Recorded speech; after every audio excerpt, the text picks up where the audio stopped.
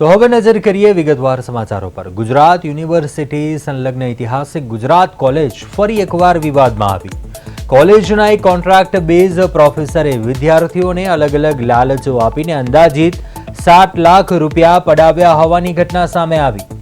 ભરત, પ્રજ્ઞેશ અને હનુભા નામના વિદ્યાર્થીઓ આ છેતરપિંડીનો ભોગ બન્યા હોવાનું ખુલ્યું છે। આ ઘટનાના પગલે NSUI દ્વારા કોલેજ કેમ્પસમાં ઉગ્ર વિરોધ પ્રદર્શન કરવામાં આવ્યું।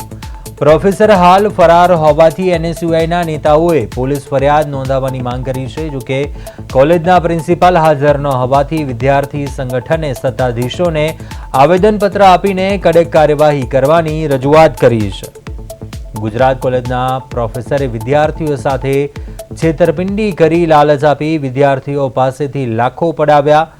છેતરપિંડીના મામલે NSUIએ વિરોધ કર્યો। પ્રોફેસર રૂપિયા 7 લાખ લઈને ફરાર થયો। પોલીસ ફરિયાદ કરવા NSUIએ માંગણી કરી છે। આ વ્યક્તિનું નામ પ્રજ્ઞેશ બારડ કરીને છે। આ વ્યક્તિ અહીંયા as a assistant professor total કંઈક 1 મહિના પહેલાં 2 મહિના પહેલાં અહીંયા જોબ લાગ્યો હતો। તે અહીંયા સ્પોર્ટ્સ સર તરીકે છોકરાઓ સાથે કામ કરતો હતો।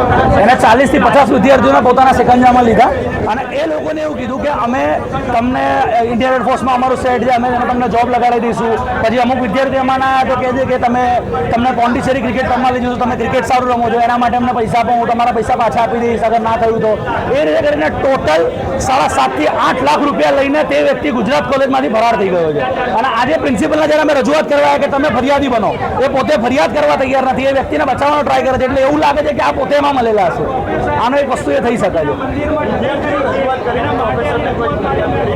વિદ્યાર્થીઓએ 22 તારીખે પોલીસ સ્ટેશનમાં એક અરજી આપી હતી। એ અરજી પર પોલીસે શું કામ કર્યું અમને કોઈ જાણકારી છે નહીં, પણ એટલું કન્ફર્મ છે કે પોલીસ હજુ સુધી FIR નથી કરી।